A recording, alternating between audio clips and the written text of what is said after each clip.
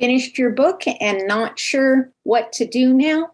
This week, I'll be sharing some next steps so you can leap into your finished story. Stay tuned. Welcome to Leap Into Your Story podcast, where you discover your inner story, break down the process, and meet others who've done it so you can leap into your own story. We interview amazing guests who provide powerful insights that inspire you to get your story told.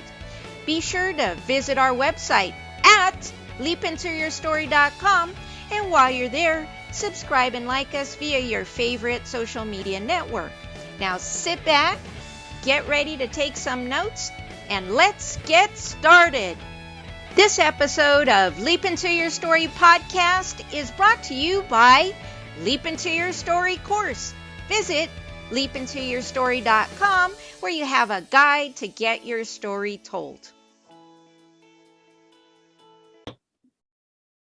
I'm Victoria Andersen, and welcome to the Leap Into Your Story podcast, where you discover your inner story, work through the process, and get powerful insights that inspire you to get your own story told. So be sure to visit our website at leapintoyourstory.com, and while you're there, subscribe and like us via your favorite social media network.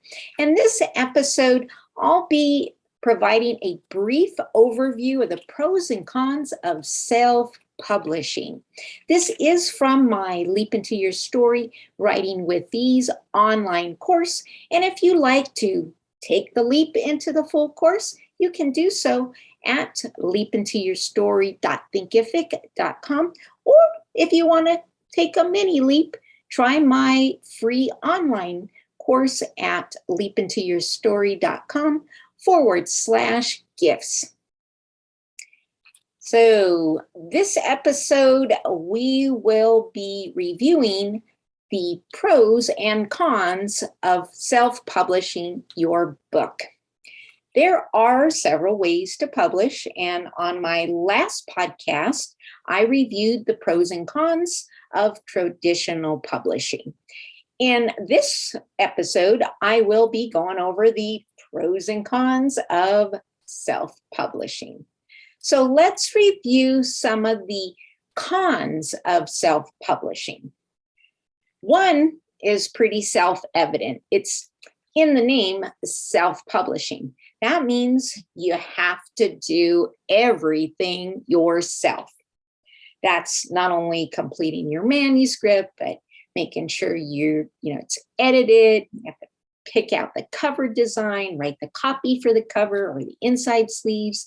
And even with professional editors and services involved, it's just really a lot of work. And if you're not prepared or don't have that skill set, it can be really, really overwhelming. Next is you have to do your own marketing and promotion. Most authors are kind of shy. So self-promoting is really out of their comfort zone. But on top of all the other writing protection hats that you have to wear, you have to figure out what's the best way to promote your book. And marketing is really the key element of getting your book in the right places to reach the right target audience. It can make or break the success of your book. Lastly, stigma. Self-publishing has a stigma. And, some people think or might think, whether their own internal perception or perceptions of other people, that, your book wasn't good enough to have a publisher waste their time and effort and on you. You didn't cut the mustard. What you write is just not any of value. So that's actually the furthest from the truth. A lot of great books get turned down. And now with self-publishing, a lot of authors, even though they've been backed by big publishers, just public generals and publishing in general, they have chosen to, become self-publishers, because some of those bestsellers, even started out as publishing themselves, and then the publishers realized they may have made a mistake by passing them up. So sometimes they get recruited to be part of that publishing group, even though that author may have already self-published. So let's now look at the pros of self-publishing.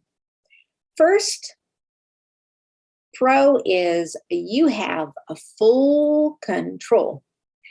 Unlike traditional publishing, where you have to get approval from your publisher to work on other projects regarding your own book, such as maybe doing an audio version of your book. But when you self-publish, you pretty much have the full say of what you want to do, when you want to do it with your book. Next is more money.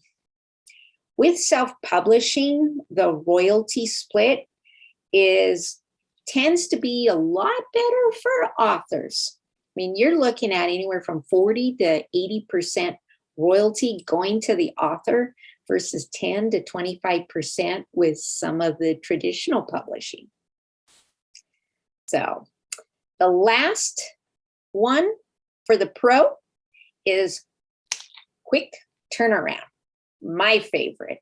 So with most self-publishing platforms, it generally takes about 72 hours to upload, go through their quality checks, and bam, it's ready for purchase. So if you want to make any revisions, no problem. Just re-upload it, another 72 hours, and bam, it's ready to be published again. Now, where do you go for self-publishing? Now, there's a few to choose from, quite a few, I should say. That could be anywhere from KDP, Lulu, or Smashwords, just to name a few. These are free to publish. Just keep in mind, not all of them are identical. Some may only allow you to do e-publishing and not have paper copy books. So do your research and find out which one is best for you based on how you would like your content to be distributed, whether e-only or book or both. Now, there is a word of caution I want to add in here. It is about vanity publishers or presses. These are not self-publishing platforms. They require you to pay them up front for your manuscript to be published. And generally, the money you pay them is going to literally take your raw manuscript in any condition. They aren't checking if it's edited, bind it, throw a cover, and print it for you. They don't do anything else. And they are, just keep in mind, they are not self-publishing, because the main difference is self-publishing costs you $0. All right. So that is the long and short of the pros and cons of self-publishing. So think about if that's for you, and I'll meet you here again, and we'll discuss some next tips so you can leap into your finished story.